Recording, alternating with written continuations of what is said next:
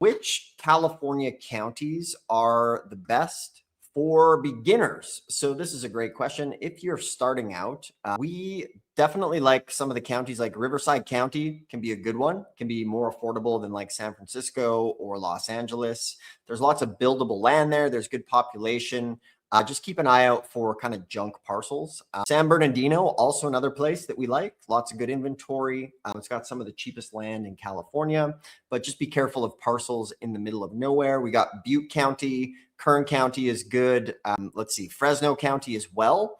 And, one of the things is when you're getting started, like Josh said, make sure you're paying attention to the liens. And if you see something dirt cheap, make sure it's not just a piece of dirt in the middle of nowhere. So that's something to be aware of as well. So next question, Josh, can I buy California tax deeds from home, or do I have to show up in person at the courthouse? Yeah. So, I mean, back in the day, way back in the day, everything would have been done in person. That would have been at the courthouse, at the courthouse steps. It might have been a bit chaotic. But nowadays, there are plenty of California counties that do use online auction platforms for tax sales. And so, some good examples would be GovEase or Bid for Assets. So, Bid for Assets has been doing a lot of the counties in Southern California, probably for the past decade, more or less. But there are still some counties that will have things in person. But yeah, most of them will now be online, which you can do from the comfort of your own home. Excellent. Good stuff. All right. So this question is important if you're going to do California tax deeds. So how much money do I realistically need to buy a California tax deed? So the answer here is if you really want to make some money in California tax deed properties, I would recommend having at least $10,000 plus if you really want to go quickly with this stuff. Sure, there are lots and parcels, under 10,000 bucks.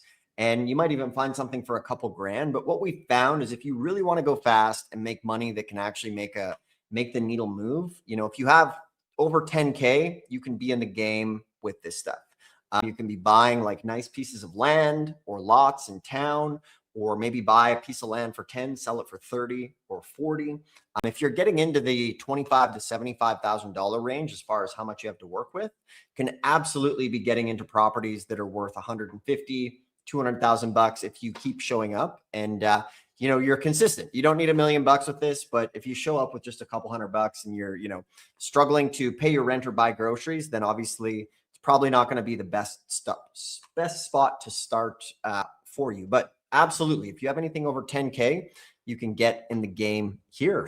All right, I hope you enjoyed today's video, and I have a free gift for you for watching a free mini course called The ABCs of Tax Lien and Deed Investing.